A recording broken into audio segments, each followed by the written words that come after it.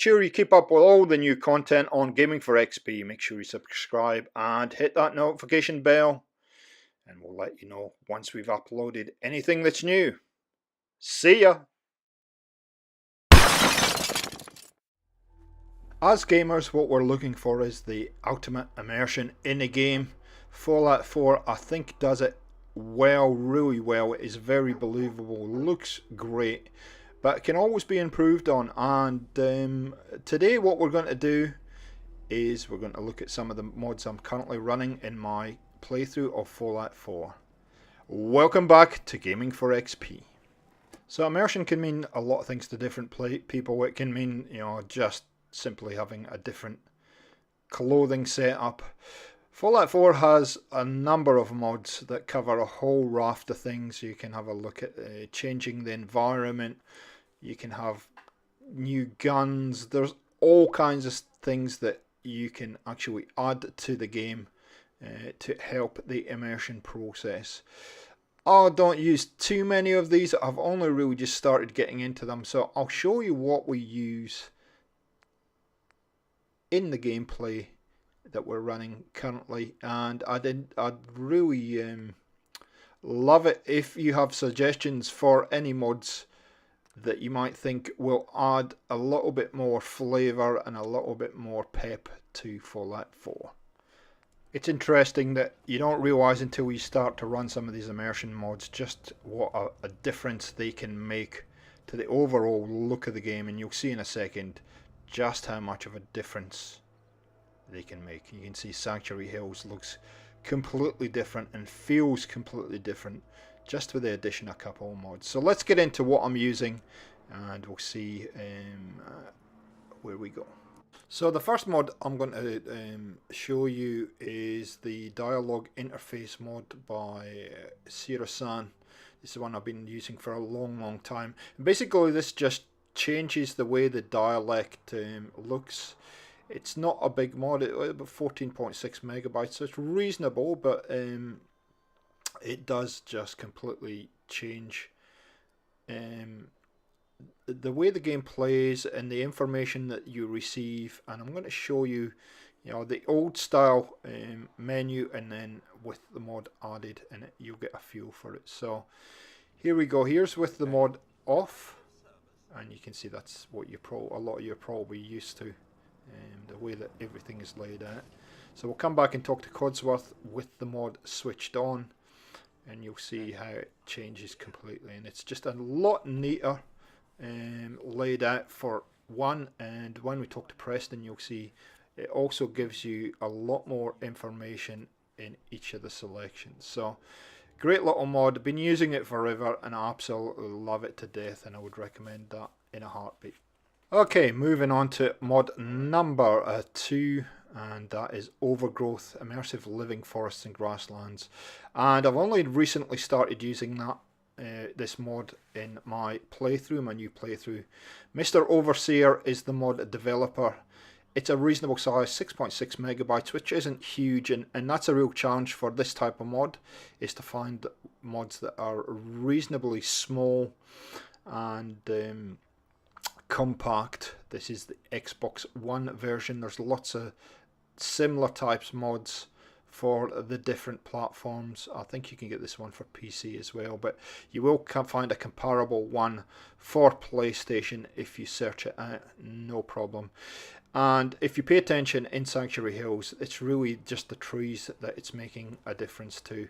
It does add a few grasses, but it's mostly just the trees that it is changing.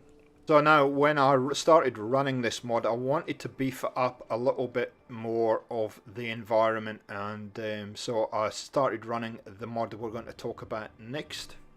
And that mod's called Spring in the Commonwealth, and this is a grass mod. I've actually installed the denser model, but basically this puts a whole lot of grasslands into your environment.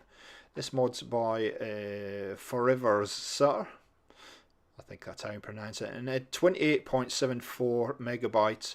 Might seem big, but for this type of mod it's actually reasonably small. A lot of the comparable mods are like 200 and 300 megabytes, and so if you're like me and you run a lot of mods, It's hard to find one that's a little bit smaller. I'm going to show you some gameplay here so you can get a feel how this looks in game, and you can see it just does make such a huge difference. Now, one of the downfalls of this, and you'll see in a second, is that things are pretty well hidden. And you'll see I'll walk into a bit of a trap. But great mod, love the look of it. It really does help a huge amount to just make it look a lot more colourful and improve the immersion for Fallout. If, like me, you've played Fallout forever and you're sick of lockpicking and solving those terminal codes, this is the mod for you. Thanks to Draco Invictus for putting me onto this. Easy Mini Games by Little King 92. It's a tiny little mod. It's only kind of 540 kilobytes, but boy oh boy, I do love this mod. It saves me so much time, and when you're recording videos for YouTube, you don't want to kind of watch somebody trying to spend 10 minutes cracking the terminal code. So we'll show you how this works in a second. Essentially, this will just, as you lockpick it, you don't have to move it anywhere, it will just lockpick. You still need to have the right perks on for the different levels of lockpicking, and there for the terminal, it will give you one password and one password only. There you go. I think it's middle. Fantastic little mod, and you know, for somebody that's played a crazy amount of hours in Fallout 4 and done a number of playthroughs, this is just, I love it. It's just a godsend. Okay, moving along. This one I absolutely love. Dogmeat as a constant companion. So it allows you to run 2 companions and you always have Dogmeat with you, and it is a great little mod. Just for me personally, I like having Dogmeat with me all the time, and it actually doubles your carrying capacity. So you have your own carrying capacity, you have the dog and the third companion. So Valdashi, I think that's how you pronounce it. It's a tiny little mod, 155 kilobytes, and just makes such a difference to the overall playing. As does this one. Improved map with visible roads. It just improves the map, the way the map looks. As the mod author MM137 does say, it doesn't work for everybody, so just a caveat there. But again, 5.3 megabytes, a little bit of tweaking to your Pip-Boy screen, and pretty nice little mod that I've run again forever in the game. So now on to a couple of honourable mentions. I'm not currently running these in the game, but I have in the past, and that is Modern Firearms Tactical Edition. There's an even bigger version, but this gives you a whole lot of modern guns for Fallout 4, and I've run a number of my main playthrough where I'm at level 114. I run this mod and I loved it to death. The only downside is you can see it's 659 megabytes, and by the mod author is Idle Sheep. Great mod, works fantastic, gives you a lot of additions to the game if that's your thing and you like to have some modern firearms, as does this one, the DKS 501 sniper rifle. You don't get this until around level 25, but there are a couple of places you can go and find that in the Commonwealth, or you can go to the vendor stores and just simply buy it, and it is fantastic. And I will be using this one in the current playthrough. You can put .38, 0.38 or 50 cal in this gun, and it's just a beast. I do love my sniper, so like I said, this one will come into play at some point. 82 megabytes for a gun is a bit standard. The gun mods tend to be rather large, so if you've got limited space, it's maybe not for you.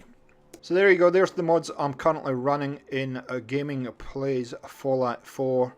It's not by any means comprehensive, and I'm sure there's a lot more great mods out there, and I'd love to hear any suggestions you have for mods that you think I might like based on this video.